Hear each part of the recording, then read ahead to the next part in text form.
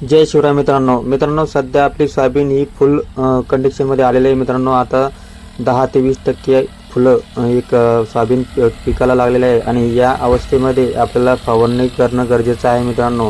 कारण वेळ जर हुकली तर आपण कितीही महागडे औषधं घेतले तर त्याचा रिझल्ट आपल्याला बघायला मिळत नाही। सध्याच्या कंडिशनमध्ये आपल्याला 3 गोष्टी महत्त्वाच्या आहेत, त्या म्हणजे फुलं वाढ झाली पाहिजे आणि फुलं वाढ झाल्याच्या नंतर फुलगळ होऊ नये म्हणून आपल्याला एक औषध घ्यायचं आहे आणि अळी नियंत्रणासाठी आपल्याला एक औषध घ्यायचं आहे।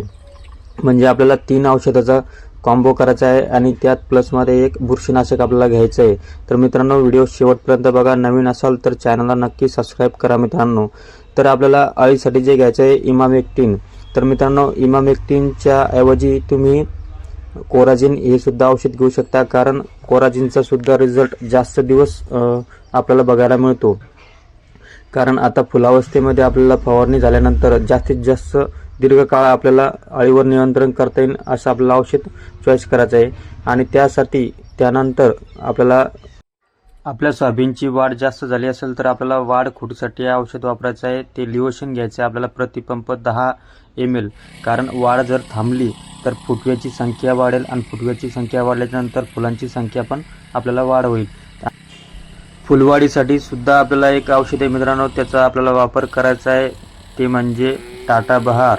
तर आपल्याला एकूण 3 ते 4 औषधाचा मिक्स फवारणी करायची मित्रांनो, कॉम्बो करायचा आहे।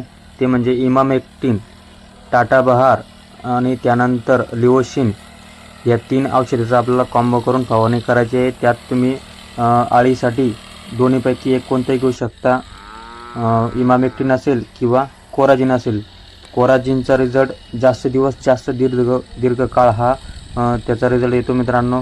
आणि इमामेक्टिन जर घेतला असेल तुम्ही तर हे तिन्हीचा कॉम्बो तुम्ही करू शकता। असे व्हिडिओ पाहण्यासाठी लाईक